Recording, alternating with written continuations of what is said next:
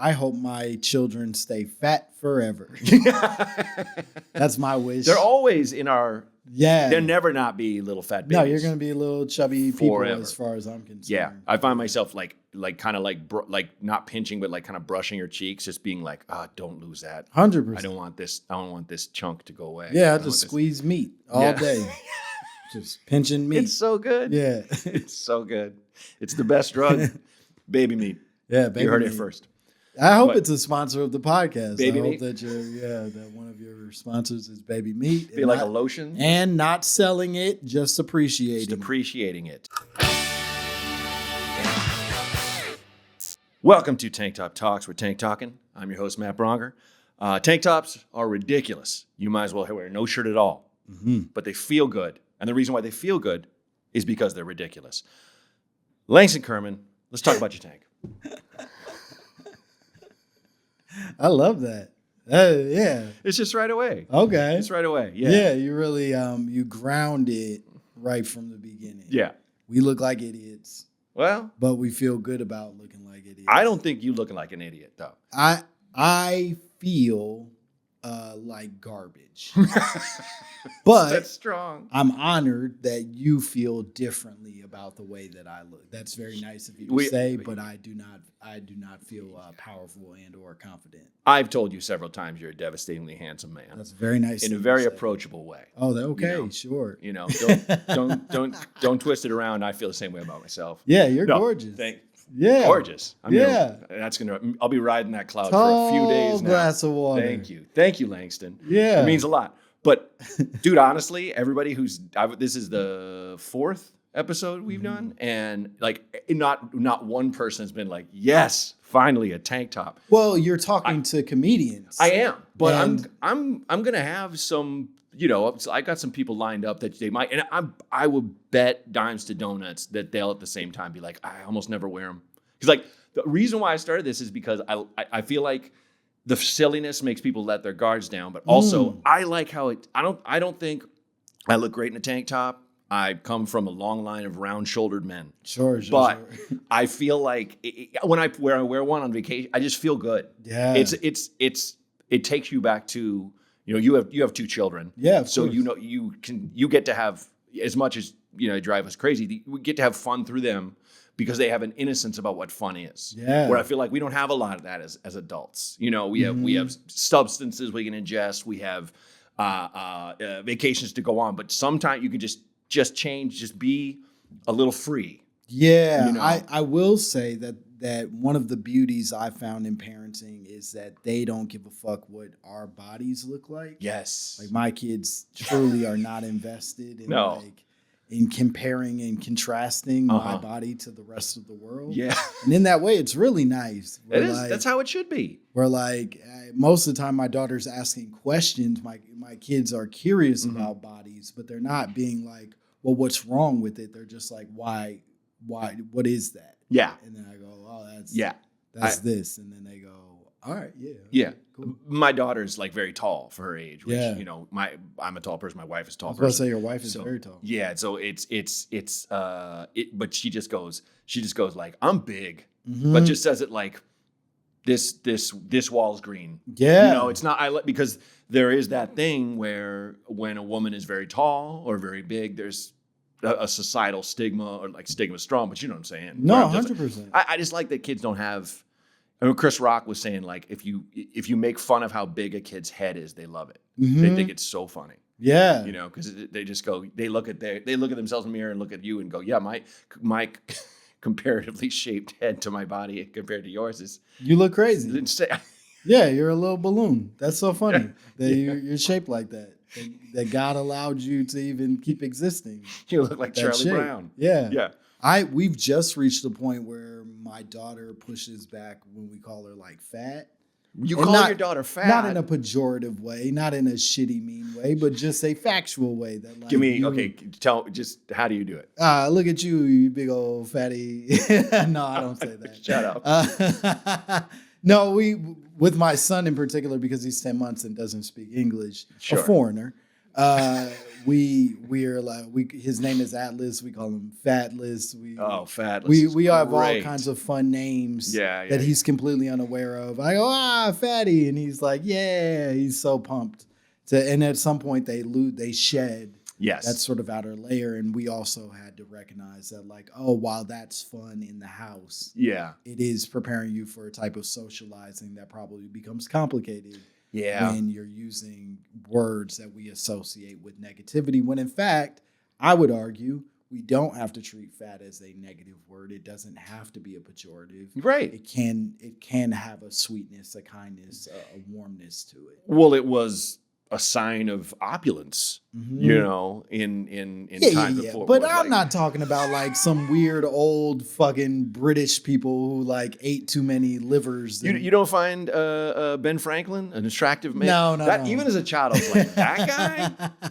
Why did he wear such tight pants? He looks was awful. He was smashing puss though. Yeah, so much. Famously. Famously. Yeah. Famous. He was. Ben Franklin was quite scandalous. He was a scandalous. He's a scandalous guy. Yeah. But back to your point, the fat, the non-fat shaming. Yeah, I think what has always been true of our household, both the household I grew up in and I think the household that I'm hoping to develop with my kids and my wife, is that we are each other's protector, but we are also each other's roaster. You know what I mean? Yes. Like we're gonna talk some shit, but we're doing it in a very safe, sort of intentional bounds. Oh yeah. Yeah. It's and that's one of those things where I didn't have that growing up, but it might have helped to have some of that looseness. Yeah. My parents were very loving, very, very like comedy loving. We, loved to laugh about things. Didn't never really laughed at each other. You weren't making it playful the same way. 100%. And it wasn't until I got into the company of friends that became, and especially that's when I knew someone was like my real friend, especially as a comedian. I remember I went through a bad breakup in Chicago, and then I wasn't going to any shows and I wasn't hanging out. And then one night I came, and it wasn't, and Kyle wasn't like, "You okay?" Kyle was like to the room, like, "Look who pushed aside all the piles of Kleenex to be with us." And I laughed because I'd been crying in my apartment, and it was like, my brother. You need somebody to shake you and be like, "Hey man, I see you, but also I will not wallow with you." No. And it's time to get up. Yeah, I hope my children stay fat forever. That's my wish. They're always in our. Yeah. They'll never not be little fat babies. No, you're going to be a little chubby people as far as I'm concerned. Yeah, I find myself like kind of like not pinching, but like kind of brushing your cheeks, just being like, don't lose that. 100%. I don't want this chunk to go away. Yeah, I just squeeze meat all day. Just pinching meat. It's so good. Yeah. It's so good. It's the best drug. Baby meat. Yeah, baby meat. You heard it first. I hope it's a sponsor of the podcast. Baby I hope meat? that one of your sponsors is Baby Meat. Be like a lotion? And not selling it, just appreciating Just appreciating it. We're not here for child slavery or trafficking. We're just here for could be a clothing line. Soft babies, like baby sacks. Yeah. With like meat, grade A on the side, Yeah, like it's a grade A baby like wrapped meat. pork Yeah, kind of thing. Yeah. So what is that? What is the tank? Okay, so this is a tank top jersey. Sure. And you are the first jersey, as Max Engineer pointed out, of the show. That means the world to me. That's forever. That's good. It's permanent. We had Mav Viola on last time, and she played in college. And and she's like, "I hate tank top." I'm like, "You had to wear one though." She's like, "Every moment I was in it, I like playing basketball. I did not like." Wow. Yeah. No, I loved it when I was in basketball shape because it looked cool. It does look cool. And then you get older and you don't look the same way you looked, and you're keenly aware of it. Oh, I have a Clyde Drexler Blazer jersey that's beautiful, but I put it on and I look like a fan. I look like who I am. I look like a middle-aged man from Portland, Oregon. There was a really devastating moment I remember years ago where there was every year a bunch of like the Brooklyn comedians, this is when I still lived in New York, would get together and have like a big basketball tournament. Oh, cool. In Brooklyn. And everybody would come out, and they even like I think hired a photographer or had one of the comics, you know, who knows how to do photography, do this shit. And then they posted all the pictures afterwards. I wore like a cool jersey and like thought I looked cool playing basketball. And then you see the pictures and you're like, oh, I'm just a dude. You know what I mean? I'm just a regular ass dude playing basketball with a bunch of regular ass dudes. Mm-hmm. And in my mind, because I've played basketball my entire life and like sort of, I was pretty good at it when, you know, and at a time in my mind, I'm something else. But then you see it and you're like, nah, you're done, my man. And that's an important lesson. It's not a fun one, but it is an important Well, this does come up on the show. Yeah. Because we, Mav and I had a back and forth. Dave Holmes and I had a back and forth. It was like, you know, where I say, like, I don't really think I don't think I look good myself. You know, these are my hang-ups. Mm-hmm. But it's like, that's how you feel looking at that picture. Someone else could look at that picture and see something completely different. 100%. You know? And I think that someone else ain't gonna fuck me. So it's just the cost. You're even lowering an imaginary person's standards. Yeah, I'm doing the cost benefit analysis, and I go, well, I'm married. I don't win inside of this the way that I would like to. There's no payoff for this. So why do it? Yeah, but I think to me, you sound like those people that are like, I make a living at day trading. It's like, no, you don't. You know, like what is that the percentage of people that do it from home, that billion shit, that have the home fucking lab? There's like what 2%, right? Everybody else of them. Everyone else just loses money every day. Everyone else is just losing their house from their house. Yeah. So what I'm saying is, I think you think you know science in this situation, and you don't know science in this situation. Okay. Just to be frank. All right. If I may. Well, I'm listening. You know, you're Frank. I'm Gracie. I'm listening. I just like how you're like, but this person wouldn't fuck me. You have no idea. There's no pussy on the other end of this. That's all you want still with the open relationship, you and your wife still? Oh, we're not in an open relationship. Just lean in. I'm kidding. I know. I need to document It'd be wild if you were just like, yes. I'd be like, I took a swing. She's been very clear about that this is no open relationship. I don't have the bandwidth. I don't have the energy. Mm-hmm. I don't have the... You know, it'd be like that thing of coming home and there's people in your house and you're like, even if they weren't like having sex with my wife, just like if my wife's like, oh, so-and-so just dropped by, I'd be like, they did? Yeah. I don't want to hang out with anyone right now. You know, I find that most people who want an open relationship just want to cheat on their partner. Sure. They don't actually want the reciprocity of an open relationship. No. And it's made a lot more complex when you start letting your person fuck another person. The thing in almost every situation I've heard, it's the guy who brings it up. Mm-hmm. And when the wife is like almost reluctantly like, cool. And then she just runs through like 3 guys. Well, she has amazing advantage. 100%. Yes, for sure. This isn't fair ball. You know what I mean? But it's like in almost every, like there was 2 cases I heard of, and in both cases, like she almost did. It's like, imagine the husband being like, "Did you take a breath? Yeah. What did you do? Did you skate? Was this all in one day? Yeah. You know? No, like, it's a horrible. Like, be careful what you wish for, because I can't. Not my thing. No, it's not my thing either. No. I you know, there are cooler men out there, I guess, but I don't know if it's if I can pull it off. Of course it's preference, but no, it's not mine. No thanks. You know. This was the jersey that we would use for the teachers. I taught high school. Okay. This was the teacher's jersey that we would wear when we were playing basketball. We had like a rec league before school. Okay. A couple times a week, and these were the jerseys that we would play in.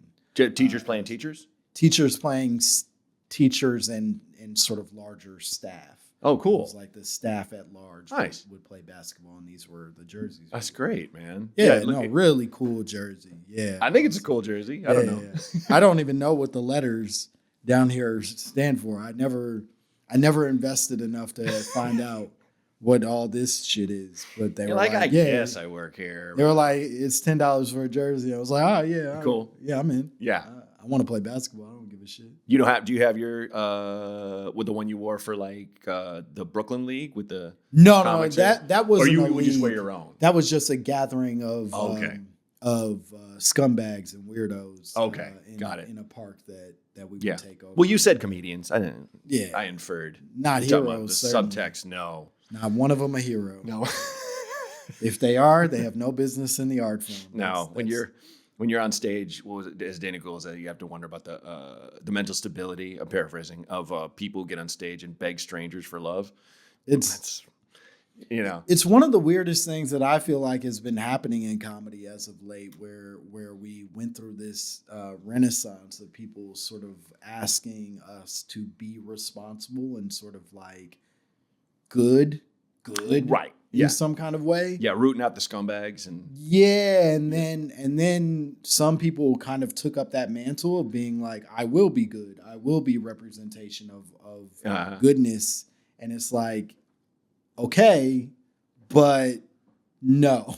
You know what I mean? Like whatever you are is not whatever you're sort of presenting. Well, and it's we're the thing is all about connecting with the audience, and you connect with the id. You connect with, oftentimes the darker side of all of us 100%. and stuff. But it was like, you do get a bit of that adulation, and like, I don't know about you on the road, but like my thing, almost every straight man I know that was like doing comedy on the road, we would get hit on by couples. Mm-hmm. You'd always get like back to the open relationship. You'd get this couple at the bar, like, so, and you're like, you're I here am not alone. Interested. When do you leave St. Louis? Right. I don't know, man. No. Hopefully soon. You're like, if I played a big theater, would I just get just a woman? Just a woman hitting just on a me, regular lady. unattached, out for some fun. Yeah. Yeah. Rare.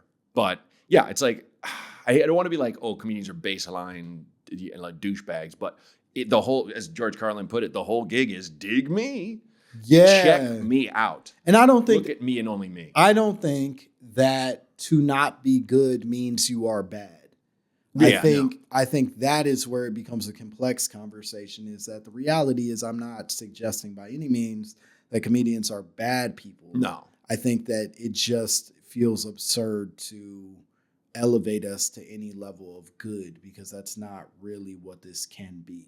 I think you are seeking attention over your own morality, and that objectively makes you a not good person. Will you veer too far into that most heinous of things, clapter, where you're like, here's something we should all agree on. Yeah. Especially for disenfranchised folks, right? You're like, if you make a great joke about that thing, like, this is not a great joke, but I have a bit that's just like, I wanted to do something about how the government's just snatching people off the street right now. Yeah. And, and the big thing we're talking about is due process, which, it has to be due process. And so I was like, there's two people they should be snatched off the street. Violent criminals from other countries that are proven once they're snatched through due process. Yeah. And dudes who look like me that wear pajama bottoms in public, and that's no trial, nothing. Put them in a fucking with the windows painted black van, drive it off a cliff. If you're a woman in one, like, you can argue in court about why you should look like you smell like balls. I won't do the whole bit, but it's but it's kind of like, that's like my little way of going here. It's all on our mind. Let me make a thing, But when I've seen too many comics, and I've definitely done it, where I'm just like, what the fuck is going on right now? And it's like, okay. Yeah. Like, people are like, I'm just here for a drink and a laugh, man. And that is, it's the complexity of our job, is like, we do owe some responsibility to the experiences, the feelings of now. Right, yeah. It just feels silly that any of us would expect that people are counting on us for the true answers to now. Yeah. That the moral shining star of people who live out of hotel rooms. Even if I'm right, even if I'm 100% right on all of the solutions or possibilities of how these things can be resolved, I still am going to Vermont next week to do dick jokes. Yeah. You know what I mean? Yes. Like that is Absolutely. just a fact. Mm-hmm. And so like I cannot be your champion. Right. I should not be elevated to anything other than jester. And maybe the jester sometimes makes a good point, but Mm-hmm. that's it. Yeah. There's no pivot into senator. No. You know? And when they do, it sucks. It can be bad. Yeah, It's it gonna gets be really fucking bad. because they want that mic for the wrong reason. It's Yeah, not to they help have others, to. and not to bring them together. It's to, No, I mean Zelensky, to his credit, he don't make nobody laugh at all anymore. he's done with that. He's like, I was silly for a minute. I'm not silly. You no will more. die seeing my face, or like I will die. When I die, you'll see my Yeah. face, not my back. Is one of the toughest shits I've ever. Like that's hard. Nah, my boy put on a Henley and he was like, I wear this now. Yeah. This is my vibe. Yeah. Don't you dress up and just blank? No. I mean, men I've seen die. Yeah. JD Vance. It's like, nah, I respect that he's like, I don't do honestly, comedy I think if he anymore. got up and just socked him, like just punched JD Vance in the face, I think Yeah. Secret Service would be like, stand down. Like you get one. You he's- know, and then he Vance would be does like, suck. what the Chill out. fuck? Chill out. What the fuck? I am the vice. And just like, we're not. You gotta chill out, but You he gotta does calm deserve down. to get punched in the face. JD? Yeah. Yeah. Just calling him by his name. Yeah. Anyway. But like, yeah, that's a really good point. His silliness went the other way. He said, I'm not doing that. It's like, nope. Yeah. Whereas what was the Minnesota SNL turned Minnesota guy? Oh, Franken. Al Franken. Mm-hmm. Yeah. He kept being a little silly. Yeah. Got him in some trouble. Got him in some trouble. Yeah. Yeah. I think it's like that was a little murkier than something, but like, and I still, when I listen to that guy in interviews, I'm just like, I don't think Yeah. he necessarily, but like, but yeah, you're right. He still kept the silly. No, you could have been can't. a problem. You got to get serious, big dog. You gotta- You're Gotta in go- a pretty important You have to go as position. serious as Eddie Murphy did when he started recording music. Come on. When that album came out. He wasn't joking. How could it be? Looking at you like this? I've watched multiple interviews of people interviewing Eddie on like as he was developing Party All the Time. Yeah.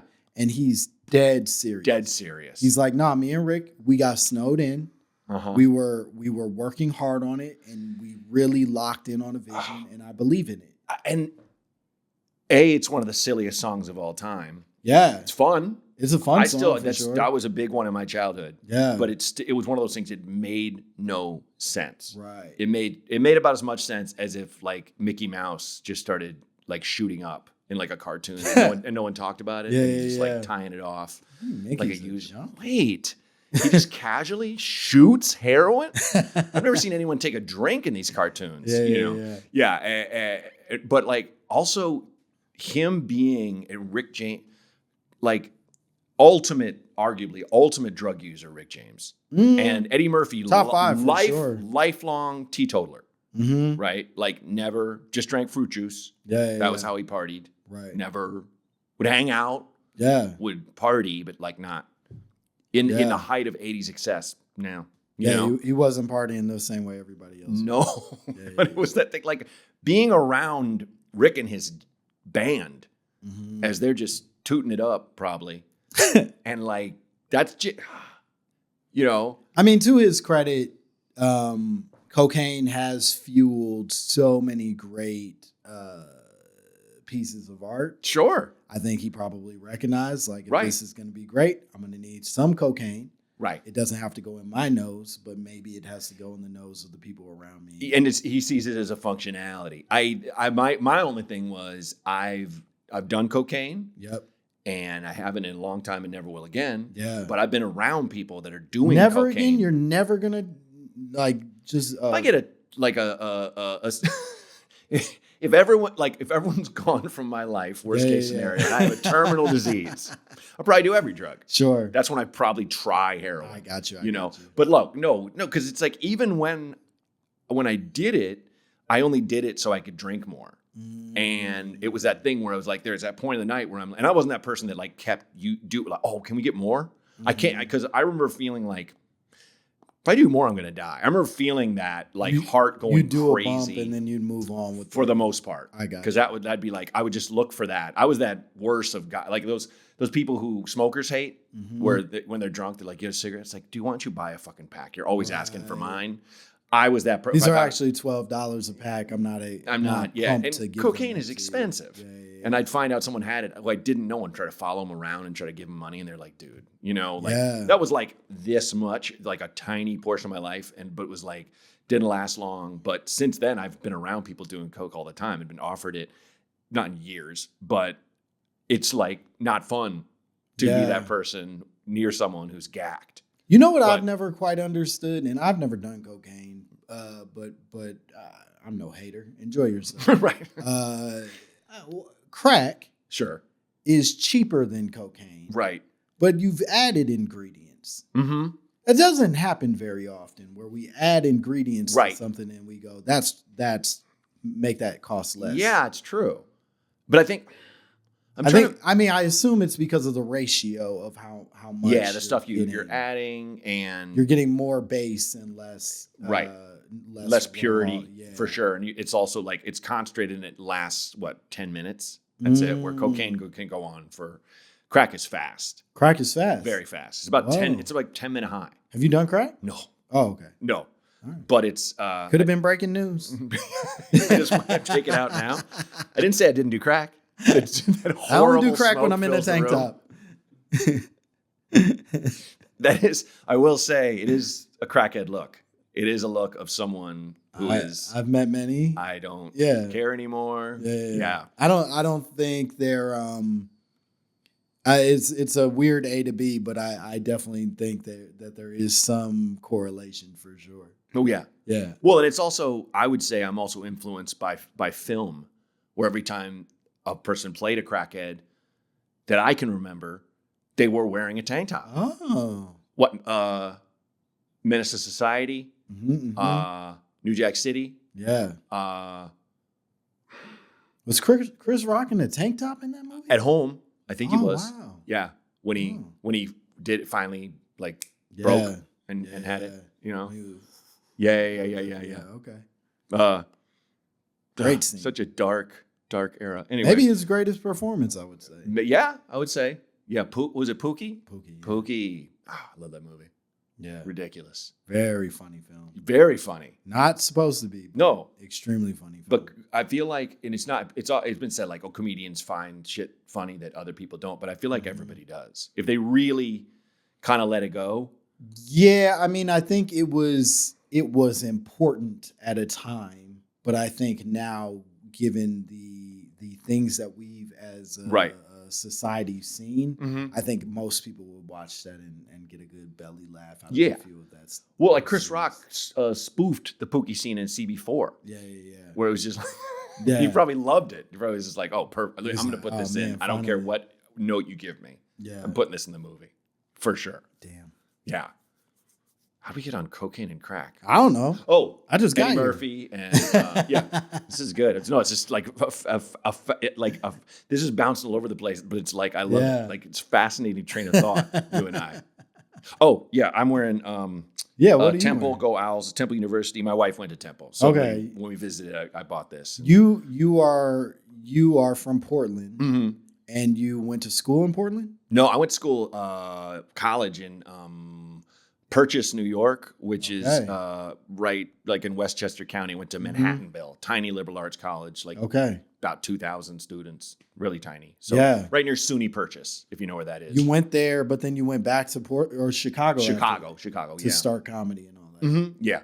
I was a fine arts major, a theater major in Manhattanville, and then went to Chicago because I heard about all this amazing cool theater going on there, and I kind of like half-heartedly tried to break in, but fell into improv and stand-up much more. That makes sense. That kind of landed with my friggin' ne'er-do-well 20-something self. I was about to say, there's no reason to leave New York for Chicago if stand-up is your sole focus. But if you're like, nah, I kind of want to fuck around in these other worlds, then Chicago feels like. And I feel like I was always driven towards the arts, but I also had a level of, I'd say maybe uncharitably put, lazy self-preservation, where in New York, I had friends that were like, yeah, I'm in the city, I'm going on auditions, and they were living in closets. They're living in like literal closets.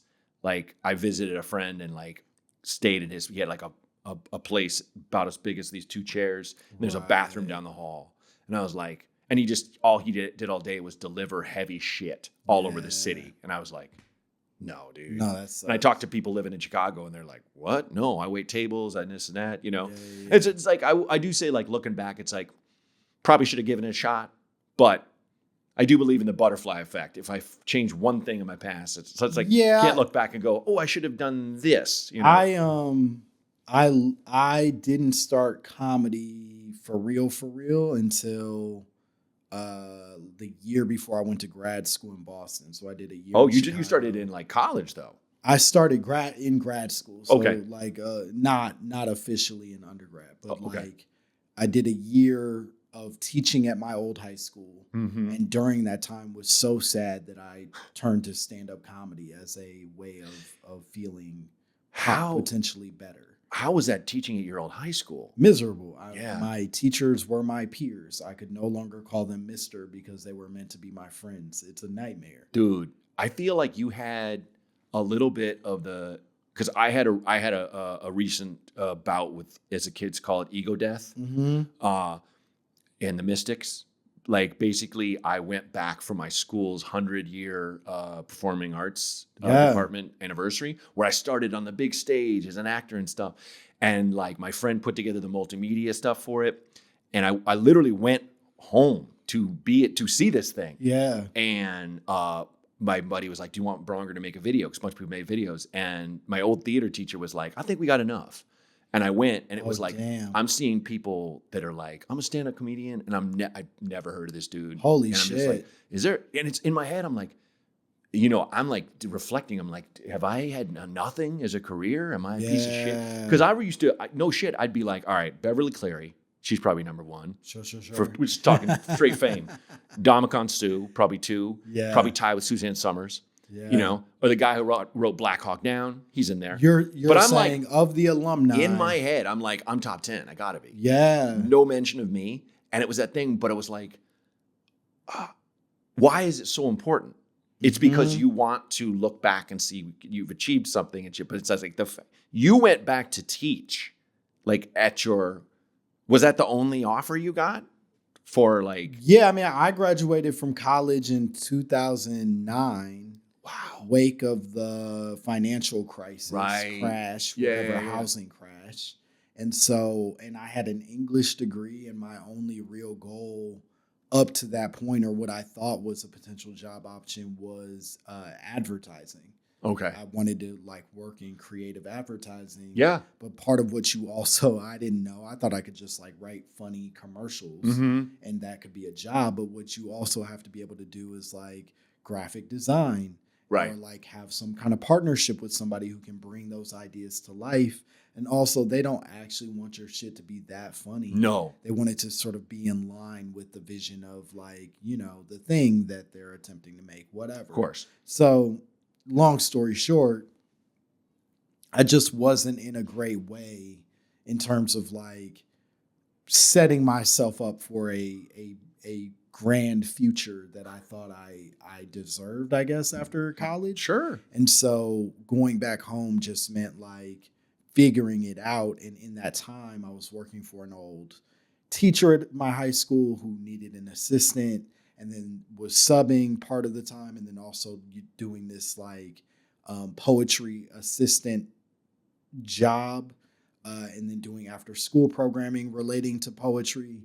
And that all sucked emotionally, but it gave me enough time to like apply for grad school, figure out what the next step was, whatever. Yeah. And then ended up in Boston. But I say all that to say, to your point of like sort of self-preservation, the reason I ended up sort of sticking around in Boston rather than moving to New York and pursuing comedy, you know, full time was fear. It was just me being like, well, I'm not ready yet. And I'm afraid of going there and failing or not getting what I want out of this. So, and I don't think we were necessarily wrong. Like Boston is a monster comedy town.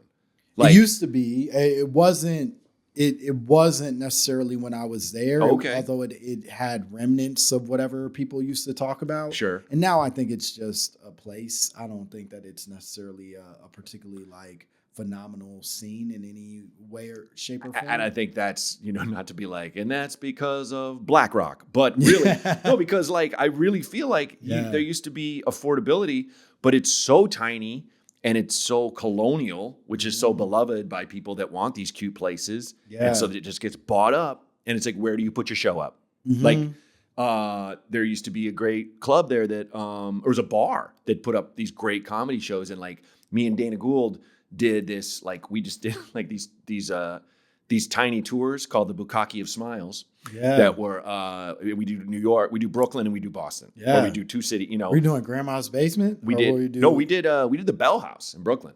No, I mean in Boston. No, it was called. It was in. Was it Great Scott? Yes, Okay. I think it was Great Scott. Yeah. And like I remember that show was bonkers. Yeah, great. that show was great. And it's gone. Yeah. And so is the other. Was that in Somerville? That was in not Somerville. It was in Alston, I think. And it was either Alston or Brighton. There was a place in Somerville that was really hot too. That was like more like band centered, but I did a show there that was like just it got a couple locals. It was packed out.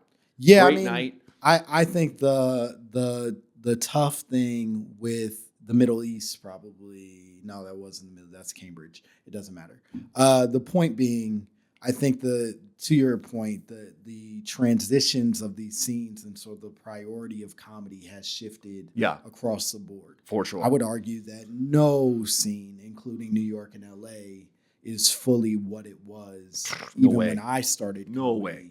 Yeah. Or landed in those places. And so, I'm grateful to have spent the extra time because I think I got better. But I also wonder, to the same point you were making, how much of that extra time could have served me in a different way if I ended up in New York faster and got to business a little quicker. But ultimately, we do what we do and we end up where we're supposed to be. 100%. Like when I landed in LA, I mean, it was like maybe a year or two before like the Dane Cook boom. And I remember going to like the Sunset Strip clubs and being like, fuck am I doing here? Yeah. Not even being judgmental, but like, I don't rock True Religion jeans and spike my hair kind of thing where it's kind of like where there was all these like acolytes that looked just like him and stuff. And it was like, but it was like, I remember Kyle and me doing shows here because it's like so rare you'd get a slot at like the Improv or whatever.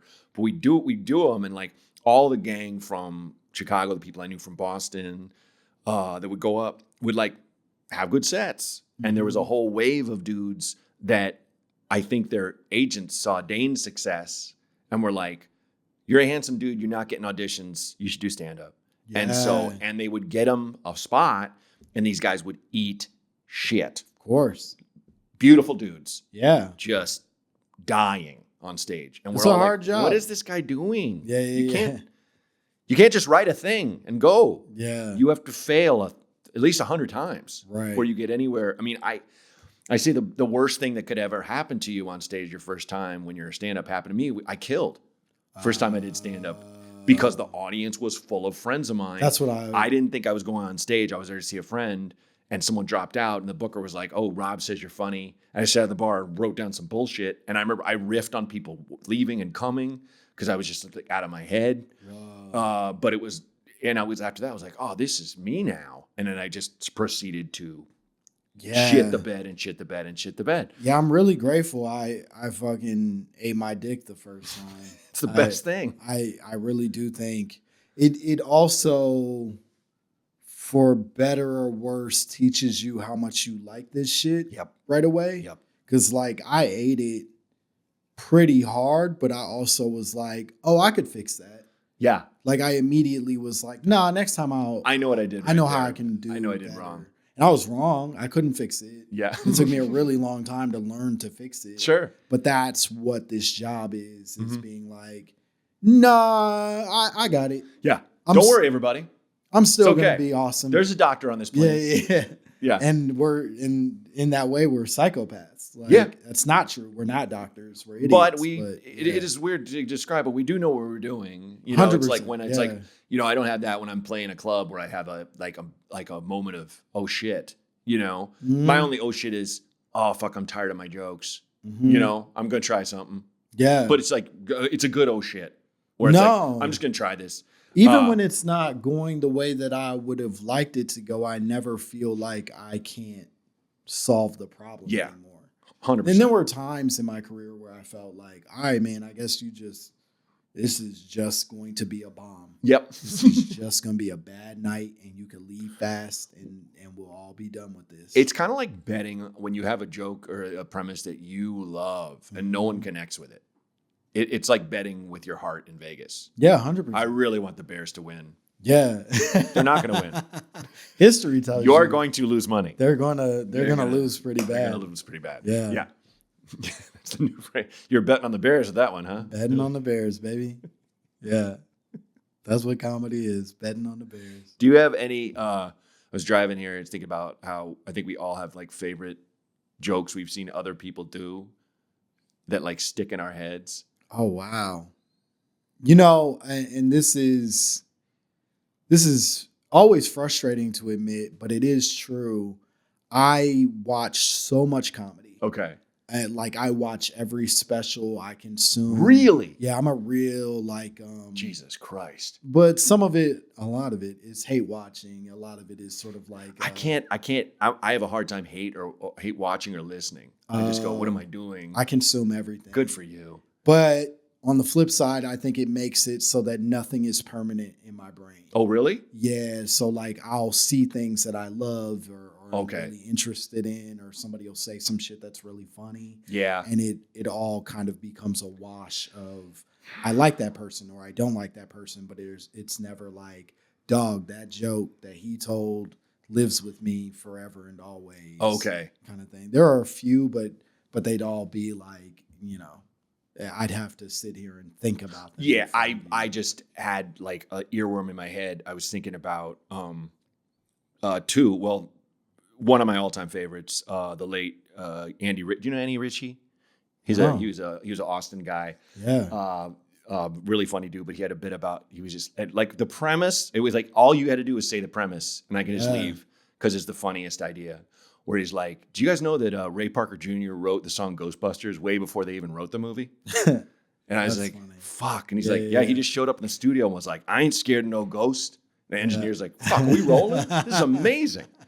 Like that, like I first saw him do it, I was like fucking crying because what an amazing idea. And so now every time it's one of those jokes that's made me, like when I hear the song, I think of Ray Parker Jr. imagining what the Ghostbusters are, imagining a song about them, and the song is effectively an ad. He wrote a commercial for a group of men who blast ghosts with lasers. There's no idea yet. There's no one's written a movie. Nobody's come up with the concept. He just is this R&B visionary Yeah. that is out of his fucking mind. And he just keeps yelling, I ain't scared of no ghosts. This crazy drug addict. It has to be. Yeah. It has to be a drug-addled thought. Very funny. I was thinking about I haven't not seen him do it in a long time, but do you know Hugh Moore? Yeah. Okay, he had a bit where he was like, the cheapest cereal he's ever seen was Lamont Crunch. And he's like, Lamont is on the cover. He didn't even know the photo was being taken for the box. Yeah. He just has a pose like a guy looking like, what? And it says Lamont Crunch. And I thought to myself, how did Lamont get a crunch? And anytime I feel jealous of someone else getting a job or anything, or the hot kid comes out I've never heard of that's like selling huge, and I make fun of myself by going, how did Lamont get a crunch? Really like because it's just like as if that's the height of everything for an artist. Yeah. You have to get your Langston Crunch. No, man. You have to get your Kerman Crunch. It does sound nice. Right? I don't think my ego can handle it, but I couldn't have my own cereal. Yeah, no. I talked different to my family. But that's also like, it's also an impossibility. Even Michael Jordan was just on the Wheaties box. There were no were there Jordan-Os? I think we forget about some of the brands that died. Yes, you're right. There's a lot of like Shaq has gummy bears. Yeah. You know what I can mean? see Like that. he has his own fucking like line of Right. of snacks that Uh-huh. we don't like to acknowledge True. because they probably taste like shit. But they exist, and Right. I think they have always. I watched a commercial the other day of Scottie Pippen. It's a Subway. It's not Subway, but it's a sub commercial that Scottie Pippen is in, and he has these two beautiful women that are with him, and he like dunks a not Subway, but like a sub sandwich through a rim, and then he and these beautiful girls sit on the floor and eat like footlongs together, and it's like weirdly erotic and hard to watch because Scottie is just tough to look at and not good on camera. Yeah. But man, he tried. You know what I mean? He went for really his. fucking tried. And it wasn't Subway. It was like No, Scotty Subs or something. Yeah, it's gonna bother me that I'm not thinking it wasn't Blimpie, but you know what I mean? It was like something Chicago-ish, like sub shit that they attached Scotty to. That's why. And had him dunk a fucking sandwich through a rim and then eat with bad bitches. A sandwich through a Yeah, none of it made sense. And Scotty's so dumb, he's like, yeah, I'll do it. Sure. He didn't stand up for himself. He wasn't like, can we have a table? Yeah, he's can not me and the like, ladies have a table? Yeah, can I treat these girls nice to please. maybe a decent meal that hasn't touched the net? He came when I worked at Rock Bottom in Chicago. He came in with a friend and their gals, and like the bar was full. So they're like, can we sit over there? The dining room's closed. We're like, yeah, sure. We turned the light on and put them in there and got them drinks and drinking Long Island's already lit. Wow. Yeah, and that's one of my biggest takeaways from The Last Dance. Mm-hmm. How much NBA players drank during. I mean, Rodman. Whole different member of the species. Sure. And would be in any form. Like, yes, there is no job where he wouldn't be the best drinker at. No, like you know what I mean. Like you put him on a fucking oil rig, and Rodman still is. He'd outdrink every other wildcatter. Yeah, like he used to say. Oh God, I'm like blanking on his name. It'll come to me. There's a guy in Chicago that was like, I got the belt. Mm-hmm. I drank more than anyone. He's sober now. Sure. But like, yeah. But he did his time. He earned it. Even like Jordan, he was blackout through the documentary. His red eyes and they were yellow. He was jaundiced. They were disgusting. He looked like a monster, just talking mean about people the entire time. Well, it is like his handsome, well-coiffed sons. Yeah. His two sons dressed well, looking like they're living right and clean. They're not. And they're not. Do you know what Michael Jordan's son has been up to as of late? No. Oh, Michael Jordan. Jordan. The news? Yeah, I mean, it's actually not the most latest news. Okay. Most latest? Is that how people talk? Sure. It's not the latest news about him, but his son Jeffrey, Scottie Pippen, began a relationship with Scottie Pippen's ex-wife. Oh yes, I forgot about that. A very public relationship with Langston Kerman, right? Where they were like often tongue kissing in public and shit. Okay. Despite the fact that this is not my claim. This is what they explained. She would babysit them as children, and now was his lover. They've since separated, but she cheated on Scottie Pippen with Future, the rapper, and then struck up a relationship. Oh, if you're gonna do it with anyone, yeah, no, that's cool. Sure, yeah, I'm not mad. It's not my wife. Speaking of Scotty, another ad I remember. Okay. I don't know if you remember this. He also had a line of juice drinks called Zippin'. It was Zippin' with Pippin. Okay. And when I was a boy, he would dribble like kiwis and shit in the commercial. It was like big ass blueberry, and Scotty's in there like dribbling, doing layups with strawberries and shit. And there was a song, Zippin' with Pippin. Did he own a terrible ad agency that sold these ideas? My man, I don't even think Scotty was getting paid for this. Yeah. I think he was doing it strictly on as like a favor. Maybe to Larsa, I don't know. But he was he never made a dime. Can I draw a terrible corollary to this. Yeah. As a young boy growing up in Portland, Yep. I think during the series, where the Blazers took the Bulls to the end and were up twice, right? Yep. Fuck. I remember, Jordan on everything. Like, Mike, if I could be like Gatorade, the shoes 100%. on everyone's feet. Yep. And then seeing our Jordan, Clyde the Glide, Sure, for like a local mattress company. Fuck. Like with a ball, boop, jump sideways, land on the mattress. It's me, Clyde the Glide. I only buy from whatever the fuck it was. You know what sucked? Mike's mattress. Like something, just a local business. Like, what really sucked about Clyde Drexler, and I don't mean to go in. Like, can I tell you why I think he's the coolest? Absolutely. Male pattern baldness. That's my issue with him. I love it. I think that's why he never took off. Clyde Drexler at a point, what the NBA would have said was comparable to Michael Jordan. Yeah, he was like the number two guard in the league. He glid.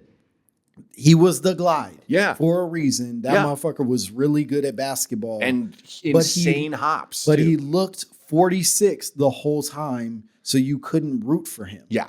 Like as an outsider who was not based in Portland, a very small city that already was a teeny tiny market nobody wanted to buy into. Mm-hmm. The best guy you can offer me looks like my dad. Yes. That sucks. But that's looking back. That's why I love him. Because it's like I had this I have not played basketball often. I've always been terrible at it. Yeah. But I remember the guys who would show up who were a little too old for the court that were scary. Yeah. Like I always had this thing of like, if Clyde just showed up and he wasn't famous, you saw his hairline and he would just fucking throw one down on you so hard you'd land wrong and like almost break your arm. Sure. Because it was just like, you're not supposed to have that hairline and that level of prowess. Oh, his hair. You're supposed to. I love it. Dude.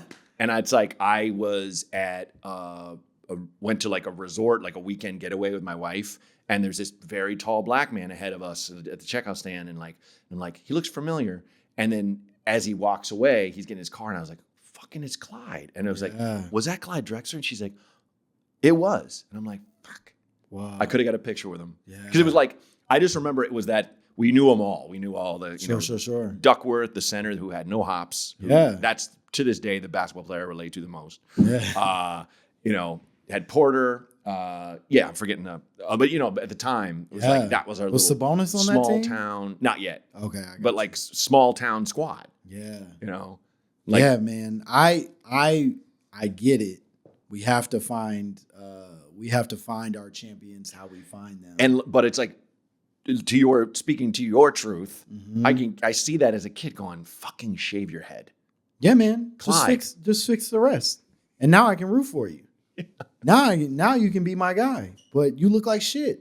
And here's this other guy, who's better at it. Looks like he was shot here from fucking from Krypton, and gets what happened to his hair. Yes, has fully accepted, understands. He lost it all. Yeah, and now he will own it. So much so that I remember as a boy, I asked my mom to shave my head because I wanted the Michael Jordan haircut. Yeah. And then she did it, and I couldn't have regretted it more.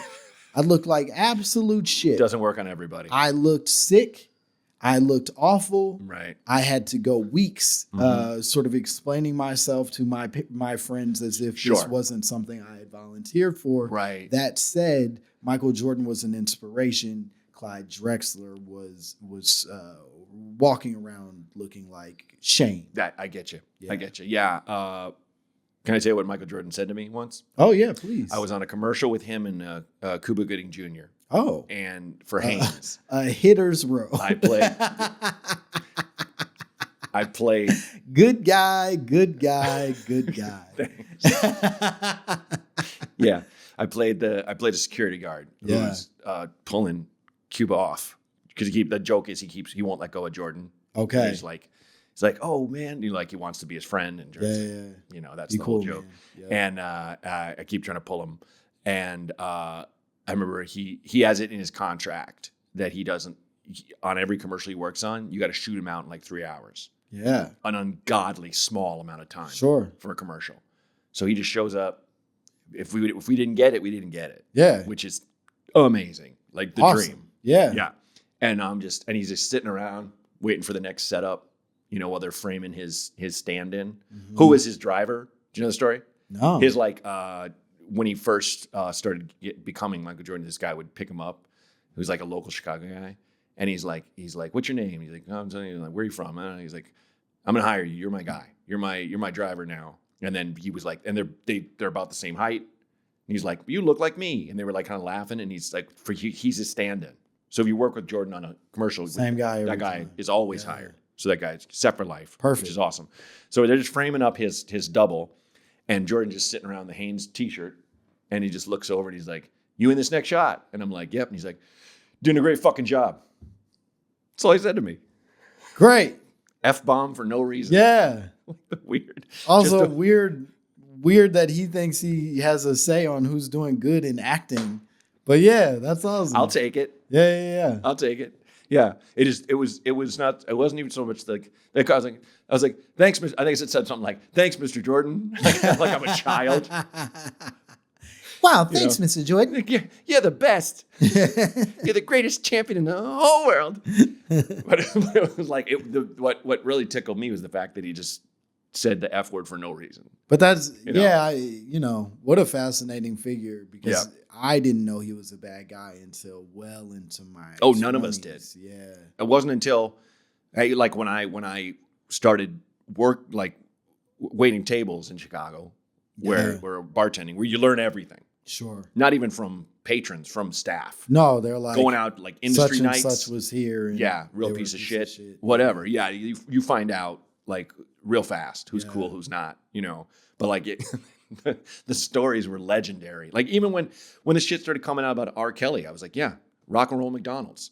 Yeah. He would go.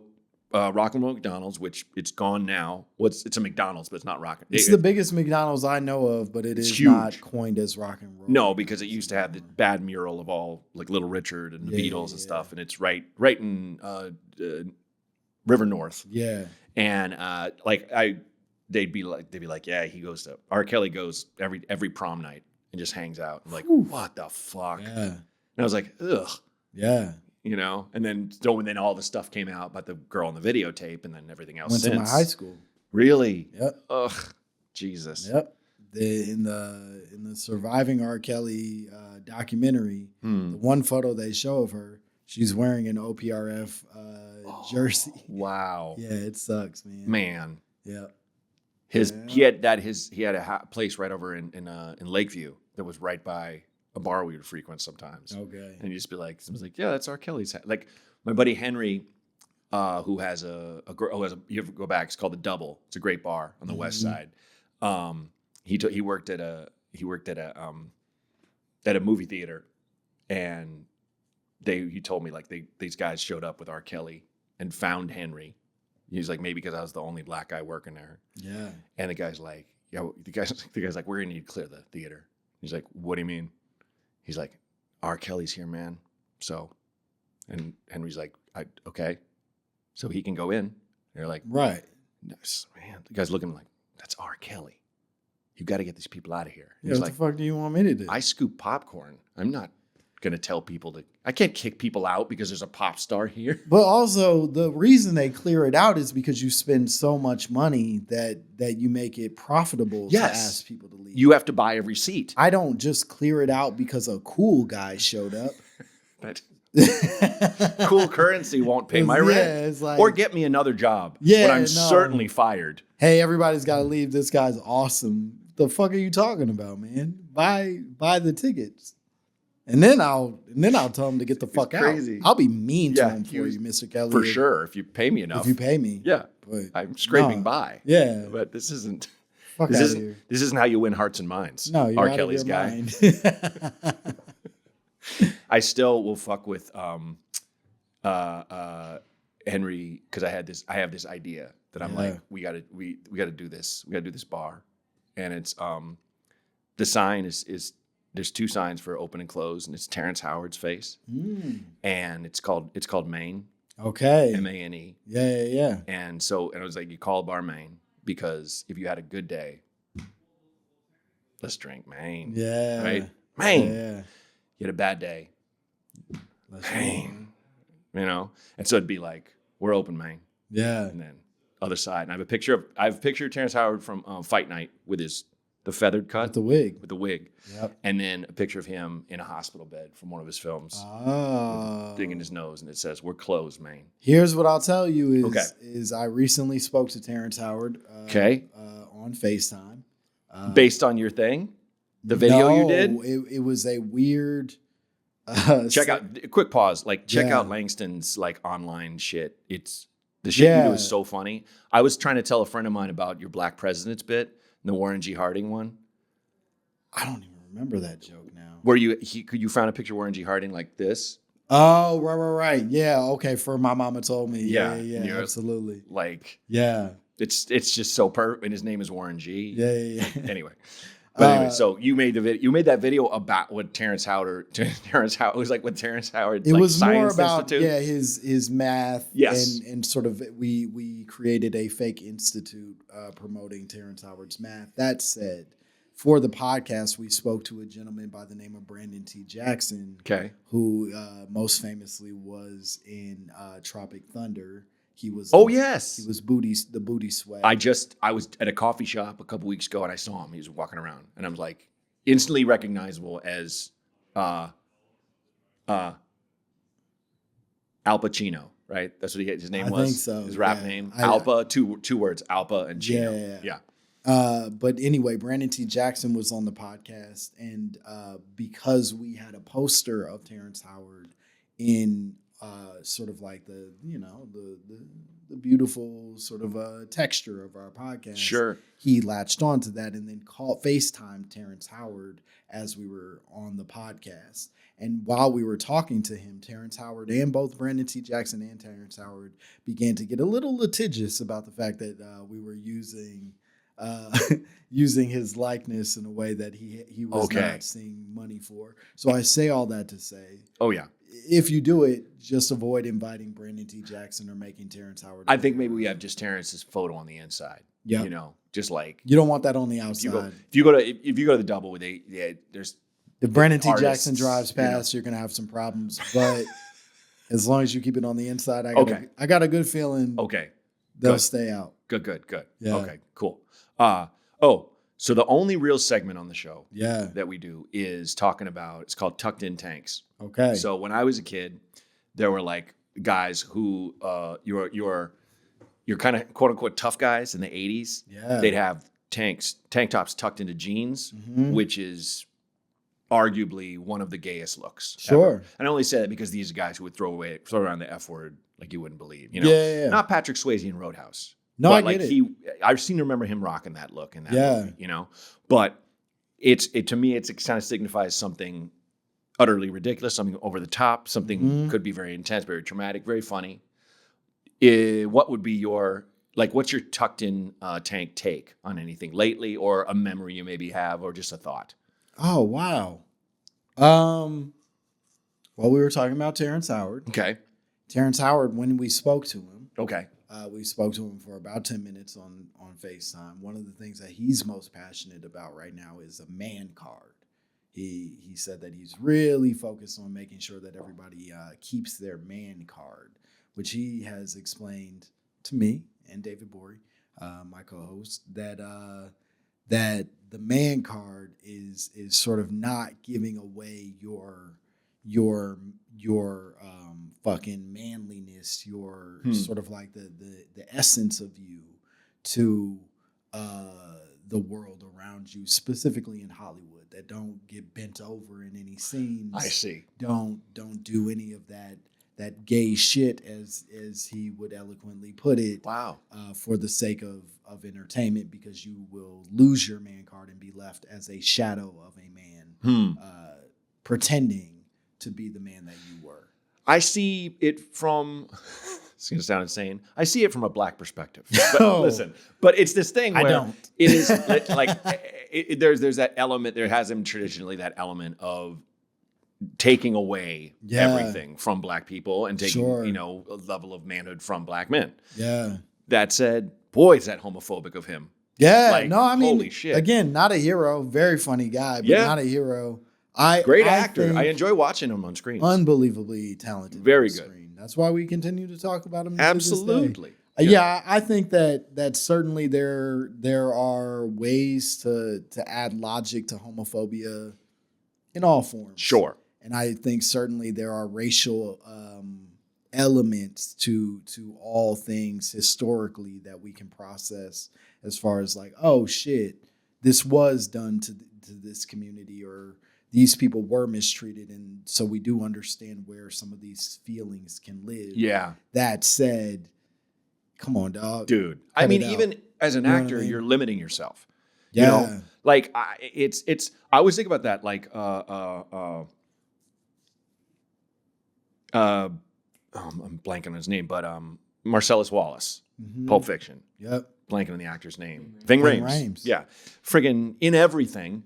Yeah. Literally getting butt fucked in Pulp Fiction. Sure. Where it's like you look at the script and go, I don't want to do this. Yeah. But he's just like, it's still a powerful individual. It's still like, it's one of those things. And it's different, but it's like a lot of people would look at that and go, I'm not letting that be done to me on a screen. I'm a man. Yeah. And he didn't. I remember thinking of like Ray Liotta saying when they're like, would you ever be on The Sopranos? And he's like, well, what if I get a script and I get killed by Tony Soprano? All of a sudden, I'm no longer, I had this status with Goodfellas, and now he killed me. And it's like, yeah, but you can't look at, you're not Henry Hill. You can't look at, as an actor, if it's a fucking great role, that you can't be like, oh, this diminishes me and my manhood and shit. It's just like, to me, when someone can kind of be like, Christian Bale, absolute chameleon of a man, but it's like, I kind of wish he would do more shit where he's kind of getting like not metaphorically butt fucked. Or whatever. Yeah. I got you. No, I think the unfortunate being perceived as weak, perhaps. The unfortunate reality of Hollywood is that like we are constantly being presented with opportunities that are not always good. Sure. And so it does becomes this weird balancing act of like, yo, I do want to be an artist. I do want to be able to try things, sure, and explore and see what kind of actor I'm capable of being. Right. But I want to do it for the right reasons. I want to do it because this project has the potential to be a Pulp Fiction, to be a fucking thing that people remember. Right. And then unfortunately, a lot of times you get asked to do these compromising things for something that like gets one season on Hulu, and like, all right, man, well, what the fuck? Like, what was this for? What am I inside of this thing? Well, and so also, it's not, I say all that to say it is not the act that I think for me is scariest. It's the act without value, without purpose. Yeah, and like to me, the most embarrassing thing is not, back to it again, getting butt fucked. The most embarrassing thing for me is like when someone is clearly rich and they do a fucking dumb ad. You know what I mean? Yeah. I've seen people that I'm like, you're a late night talk show host and you're doing, guys, we're all talking about, puzzle fuck castle face or whatever the fuck. Bling, bling, bling, bling, bling. It's just like, why are you doing this? Yeah. This is not, it's like, and like I've been in a Summer's Eve douche ad. I ran down the street with a pack of dogs for Golden Corral. Congratulations. Thank you. I've done embarrassing shit. Yeah. But it's like I was a quote unquote starving artist. If I achieved a certain pinnacle, I'm not saying I'd never do an ad, but my barometer, especially now, is it as much an ad for me as it is for the product? And am I funny in it?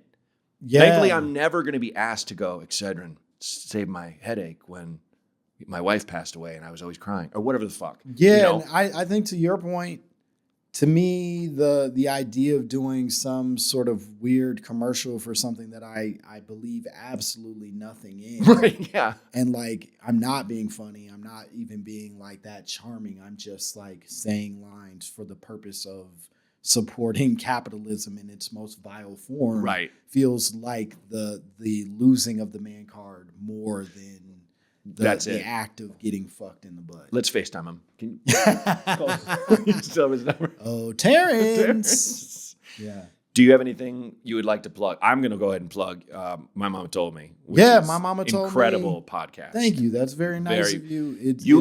You and David almost are too much. Yeah. because you're both such fucking casually funny dudes. Oh, that's so I'm nice. just saying, you know, Yeah. and it's a great concept. Yeah. Anyway, so anything yeah, my else? mama told me it's a podcast about Black conspiracy theories. You know, right up your alley.